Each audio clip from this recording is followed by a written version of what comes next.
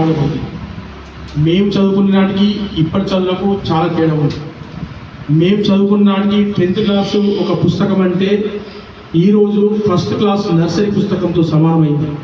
ఎందుకంటే పిల్లలను చూసుకుంటాం అప్పుడప్పుడు, అది మాకు చూస్తే అరే మాకు తెలివైరా మీ సార్ని అడుగురా అనే టైపు చెప్పాల్సి వస్తుంది.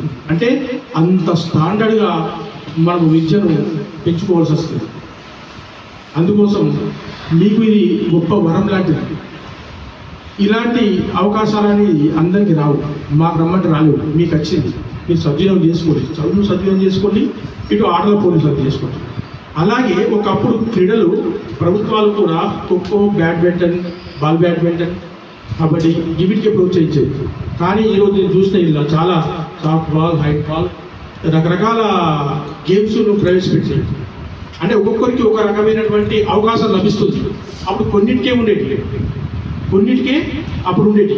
ఇప్పుడు అన్ని రకాల క్రీడలను ప్రభుత్వాలు ప్రోత్సహిస్తున్నాయి. కాబట్టి మీకు ఇది ఆరంభం మాత్రమే. కాబట్టి ఇక్కడ నుంచి మనం సద్వినియోగం చేసుకుంటే మీ ఎడ్యుకేషన్ సిస్టమ్ పీజీ వరకు ఉంటుంది.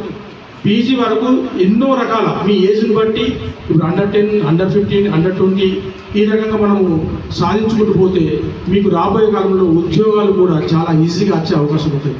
ఇందాక మిత్రులు చెప్పినట్టు చాలామంది విద్యార్థులు అప్పటి సర్టిఫికేట్లతోటి ఎంతోమంది పోస్టులు సంపాదించగలిగారు. ప్రభుత్వ పోస్టులలో క్రీడలకు కూడా సమ్ పర్సెంటేజ్ ఉంది. ఆ పర్సెంటేజ్ కూడా మనకు ఈరోజు మీరు అవకాశం తీసుకునే అవకాశం వచ్చింది. కావున దయచేసి ఇది మీకు ఆరంభమైన సన్మానమైంది. మేము ఆరంభంతో సన్మానం చేస్తున్నాం. మీరు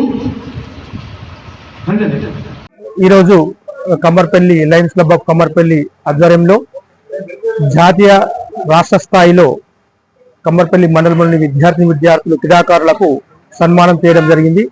వీరికి ప్రోత్సహించే విధంగా మా లయన్స్ క్లబ్ ఎల్లప్పుడూ మున్ముందు ఉంటుందని కోరుకుంటూ, వారి జీవితంలో ఇక ముందు కూడా ఎన్నో అవార్డులు జిల్లా రాష్ట్ర ఏజ్ వైజ్గా వారు 10 సంవత్సరాలు Under 19, Under 10, Under 10లో భాగంగా కూడా వాళ్ళు సెలెక్ట్ అయ్యి ఈ గ్రామానికి, మండలానికి ఉపాధ్యాయులకు పేరు తీసుకురావాల్సిందిగా కోరుకుంటూ వారిని అభినందించడం జరిగింది.